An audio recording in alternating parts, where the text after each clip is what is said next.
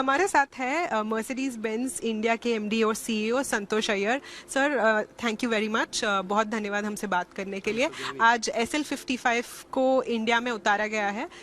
इस कार की सबसे खास बात क्या है और सेल्स किस तरह का देख रहे हैं, बुकिंग्स किस तरह की हुई? वेल, एसएल की मैं अगर बात करूं तो this is beyond a car, this is a design icon. आज ये 7th जनरेशन कार हमने इंट्रोड्यूस किया इंडिया में। और अगर आप एसएल की हिस्ट्री देखो from 1952 to now, many celebrities, many icons, many youth icons have all driven this car, aspired for this car, dreamed of this car. So for us it is beyond launching a product, it is launching launching a car to fulfill a lot of aspirations. Sales की बात करो तो this car will be bought not only for driving but also as a collector's item, because we are all moving into EV. और हमने ये भी बताया कि 2025 के बाद हम हर नई गाड़ी EV होगी, which means this may be also one of the last combustion engine SLs which may be there. And if you go by the price, जो पुरानी SL की अगर प्राइस देखो आज मार्केट में 1 मिलियन यूरो के ऊपर आज used SLs are selling. So a lot of customers will like to own this car as a piece of history apart from enjoying the driving pleasure today. Sir, अगर overall sales number की बात करें, Jain to June period आपका होता है जब आप review करते हैं, तो इस साल सेल्स का कैसा ये रहा है, कितना टोटल सेल्स देखा जाएगा, आपकी एक्सपेक्टेशन कैसी है, और प्रीमियम लग्जरी और सुपर लग्जरी में किस तरह का डिवाइड देख रहे हैं? सो अगर मैं टोटल सेल्स की बात करूं तो Q1 जैन टू मार्च हमारी ग्रोथ थी 17%, एंड हमने कहा है कि इस साल हमारी उम्मीद है कि 10 double digit growth, more than 10% is what we will grow as of now. अगर मैं अभी अप्रैल मई की भी फिगर्स देखूं तो we are on track and we still feel that this will be the best ever year for Mercedes Benz India if things go right. Again supply, many other topics related, because we have still 6 months to go. On the other side the composition of the market, जैसे आपने पूछा premium, हम कहते हैं top and vehicle, 1 crore के ऊपर की गाड़ियों की बात करूं तो आज 25% सेल हमारी टॉप एंड व्हीकल्स हैं, जैसे, and this includes AMG, Maybach, S class and these cars, and that's a really वो मार्केट की एक मेच्योरिटी की तरफ हमें दिखाता है कि customers in India are buying better products.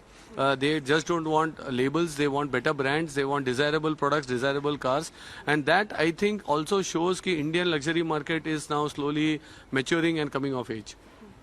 EV पर काफ़ी ज़्यादा पुश दिया जा रहा है, हम कह रहे हैं कि 30% मार्केट शेयर रहेगा EVs का, 30% EVs रहेंगे रोड्स पे 2030 तक. तो आपको लगता है कि ये इंडस्ट्री अभी तैयार है उस गोल को कवर करने के लिए, और मर्सिडीज बेंज का क्या टारगेट है EVs को लेकर?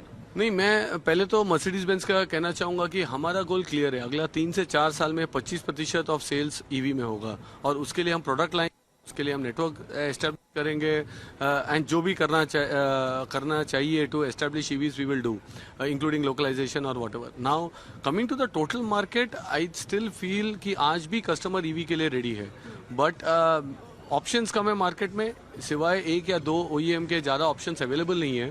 सो it's a matter of time, 2025-2026 से जब मार्केट लीडर्स और बड़े प्लेयर्स जैसे ही प्रोडक्ट्स लॉन्च करेंगे, you will start seeing the transition to EVs. I keep saying ये केचप बॉटल जैसा है, जब आएगा तो एक साथ काफ़ी सारा आ सकता है, एंड 30% और 40% by 2030 is reasonable target for the government.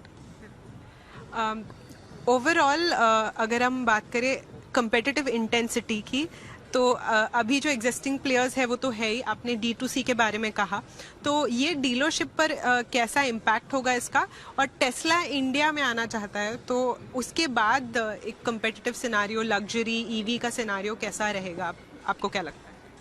Firstly तो हम स्वागत करते हैं टेस्ला का, बिकॉज हम आज 28 साल से इंडिया में है. We have seen many competitors coming and also Tesla is no exception.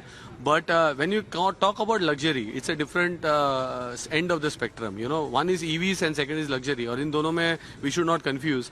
I think still from a brand perspective when it comes to luxury, we still have a very high level of desirability. अगर आप autonomous car की बात करो, we are the only brand in US to be certified level 3 autonomous. So technology, innovation, we have all, and we fight all these brands world over. So Tesla is more than welcome to come to India, and we actually it will help the market to grow better, because it will also expand more options for customer. Final question, D2C पर dealerships का किस तरह से असर होगा? अभी direct to customer sales रहेगा, तो ये इनका जो कंपटीशन था एक समय पर 2 डीलरशिप्स एक सिटी में, तो ये कैसे आप देख रहे हैं? नहीं, जो ट्रेडिशनल मॉडल है और नई मॉडल में डीलरशिप्स तो आज भी हमारे पास एक सिटी में 2 या 3 है, बट वो पहले कॉम्पीट करते थे प्राइस, जो उनके पास स्टॉक है वो उसे बेचने की कोशिश करते थे। आज हमने कस्टमर को फुल स्टॉक की ट्रांसपेरेंसी दी है, प्राइस की ट्रांसपेरेंसी दी है, so they are competing on experience. कौन सा फ्रेंचाइजी पार्टनर डीलर को बेटर, कस्टमर को बेटर एक्सपीरियंस देगा और उसको वो सेल मिलेगा, and that has also a very big effect as a luxury brand that we are trying to do in India. So we are quite successful. मैं तो खुशी होगा बताने में कि this model is now being also done in Germany. May this year Germany has shifted to D2C model, UK has shifted to D2C model, and India has been the forerunner when it comes to retail of the future. PM Modi की America यात्रा के दौरान दोनों देशों के बीच आपसी साझेदारी और मजबूत करने के लिए कई फैसले और समझौते किए जा रहे हैं। इसी सिलसिले में अहम है फाइटर्स प्लेन के इंजन बनाने के लिए हुआ करार। जीई एरोस्पेस ने फाइटर जेट इंजन बनाने के लिए HAL के साथ करार किया है। जरा जानकारी के लिए हमारे साथ जुड़ रहे हैं हमारे सहयोगी सुमित चतुर्वेदी। सुमित, जानना चाहेंगे कितनी बड़ी उपलब्धि और किस तरह का करार है?